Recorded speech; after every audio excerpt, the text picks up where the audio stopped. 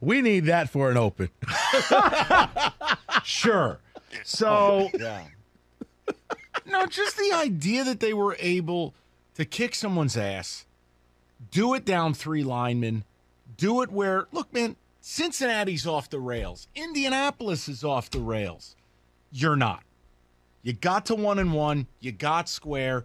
This offense is going to be a problem for people. They are going to have to deal with what you do. And here was my question to lead the show, because Rico's got a totally different take. Not that it disagrees with mine, but he's going in a more Jared Goff area. Are many of you out there starting to at least see what I was selling all summer long about this offense? Dude, they're tied with the Chiefs for 71 points in 2 weeks. And they're down 3 linemen. DeAndre, tell me if you've heard this before, is dinged up. And they don't have Jamison Williams yet. It's only going to get better to me.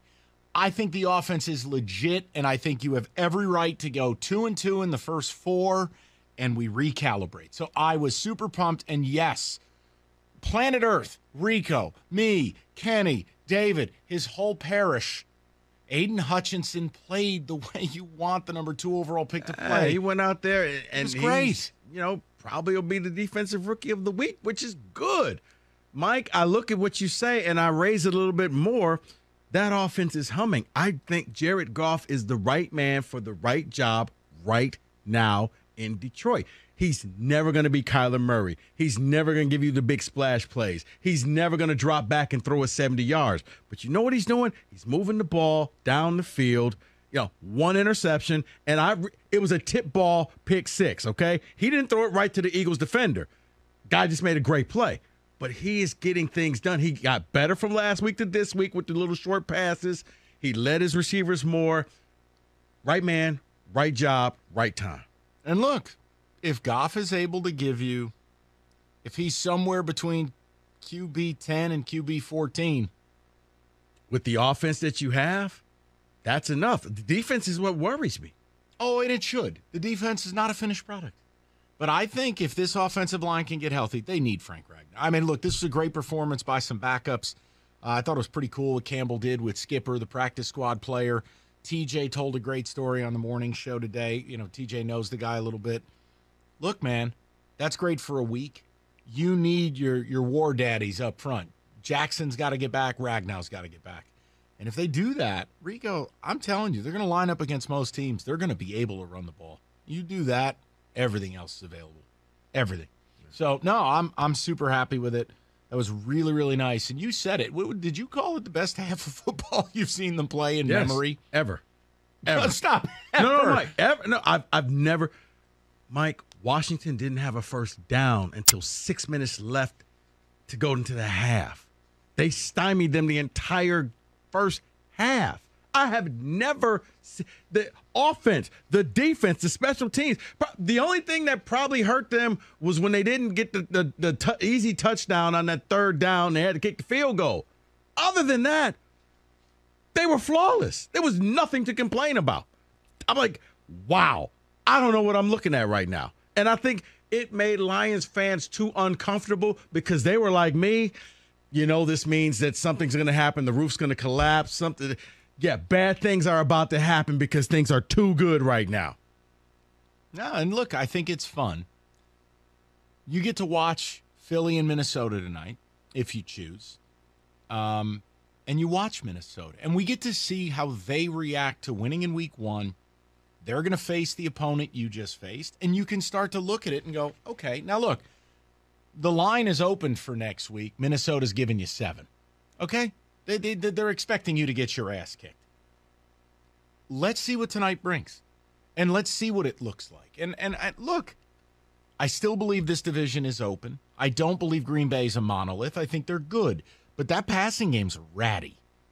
Ratty. And that's before injuries set it. And Minnesota, again, are we ready to anoint them because what? They beat Green Bay in week 1? No. The only thing we know is the Bears aren't winning this thing. The Bears are, in fact, bad. So I'm pumped up about it. And look, even if you lose to Minnesota, you beat Seattle. 2-2 after the first 4. That I would deem that successful. Yeah, the Seattle game is the one that you can't. That is you lose, you burn the studio down. Yeah. Period. You lose the Seattle game, and you got to, as high as you're feeling right now, you're about to hit the valley. You lose Seattle. 248-539-9797. So the Lions stuff, I want to hear from you. I think the offense is going to be a distinct problem for the rest of the league. And Rico is saying early on, Goff, impressive, game manager, right place, right time, highly insulated.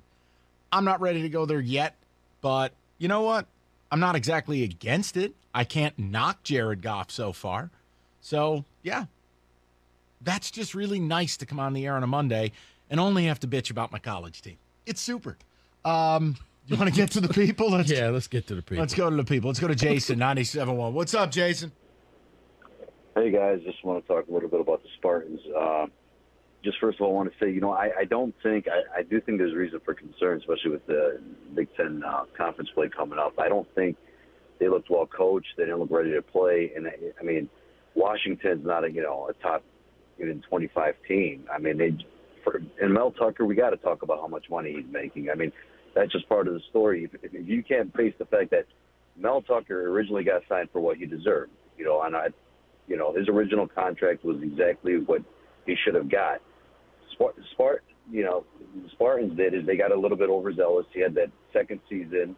I think it was basically he beat Michigan, and then they signed him to this historic contract. He didn't deserve that money at that time. If you look at some of the coaches that make that kind of money, Mike Tomlin, Nick Saban, I mean, these coaches are all proven. These guys are winners and have done it for a long time. If you're going to go ahead and pop off a contract like that after the second season, I don't think that was a smart move. All right, so Jason, they don't pony up. He goes to LSU. Are you calling and saying that MSU's a cheapskate and their little bro? I mean, what are we doing here, Jay? No, I'm just saying, it has nothing to do with little brother. I'm just saying the way they look, I agree. Jason, I agree totally with the first half of your call. I have no argument. Right. I thought they looked like ass. I thought they looked poorly coached. And defensively, the secondary looks no better. Jay, there's no argument. This infatuation with his contract, then answer the question I'm asking. Hand in hand. No, it doesn't go hand in hand because you have to answer. Jason and Troy, I know you. I like when you call. We have battles. This is fun for me. But answer my question. What the F was MSU supposed to do last year if you're the AD? Go. I don't think there was ever a legitimate chance he was going to LSU. So there goes the premise of your whole question. No, that's your opinion. I happen to believe if you look at Woodward, the AD down there, he was hunting for stars. And I'm sorry, there was a lot of smoke there. And Mel Tucker's staying at Michigan State. You think LSU makes him a legitimate contract offer? Mel Tucker refuses that and stays at Michigan State. Is that what you're honestly telling me, Mike? No, I think he leaves. I think if you cheapskate out, No. What, Jason? So what happened? Corner and go ahead and double his salary because you're afraid another team's going to come in and scoop him up after one successful season in the Big Ten. Right, but you don't want to be on your third coach in 4 years. And LSU was circling up. Well, that might be the case anyway in 5 years, 6 years. I mean, it just may have bought some time for you to go ahead and put all your eggs in one basket and say, Mel Tucker's the guy. This is who we expect. I hope he is. But I didn't put my eggs in one basket. You got a guy whose net worth of $7 billion. The invoice is on his table. Jason, if Mel Tucker has a bad year this year and disappoints, win 5 games, and they come out and they look like ass next year, guess who's telling you I want him fired? Me. But it's not my problem. But if it was any other team, you guys would also be analyzing that aspect of it as well. Harbaugh's contract became an issue for 2 reasons. He had been there for 5 years. He had never beaten a rival, and he was flirting with the NFL. Tuck's 2-0 against Michigan. But he got overpaid. No, fine. You want to call him overpaid? Call him overpaid. I think Jimbo Fisher's overpaid. The point I'm making is this only comes up on the off chance they lose a game. Mm-hmm. They took a game that Michigan ducked. They go play the game. They look like ass. Cool. No one's arguing. But this idea that MSU was going to go Peter McPherson, not pay the guy, and then roll the dice that he leaves, Mike, paralyze your program. I like the fact you don't think if LSU made a real offer, he would have bolted. you missed that line altogether. I do think he would have left because Brian Kelly left Notre Dame. No, Mike, they did, and Michigan State said, hold on, wait, how about this offer? And he stuck around. LSU ponied up. But LSU was, so the whole, well, if LSU offers, he runs. No. But that's the point. We had to make the offer, Right. or you're losing. You'd have a third coach in 3 years. I always laugh when, if Little Sisters of the Poor offers you a deal, you take that over Michigan State because Michigan State is just a bad PSL team. The infatuation. No, they're Castec? No, they're worse than Castec. They're like, Dude, if he's so overpaid, how come you can't beat him? Hey, I'm not saying a word No, about I it. was just looking in your general direction. Like, I don't get it. Harbaugh was 0-5 against OSU. The contract was an issue. It was an issue. Right. He hadn't done anything. when he first came in and he was making $7-8 million, okay, you're paying him for Beating Ohio State. and now when he didn't get it, yeah, but this is like, well, he lost the game. See, I told you he wasn't worth it. It's like, or he just lost the game, and nobody said he was going 12-0 this year. It's a weird, I don't know. The whole It goes hand in hand, That Mike. whole You thing. didn't know that? That whole fan base is weird. And I like Jason because he's a hard-nosed caller. He'll battle. I Right. dig it. I'm not mad.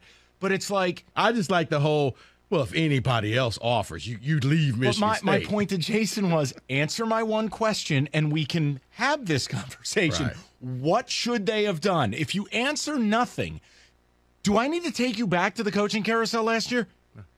You lose your coach. Well, no, he just said you're afraid if he's just going to leave you, and so you overpay him. And That's how coaching works.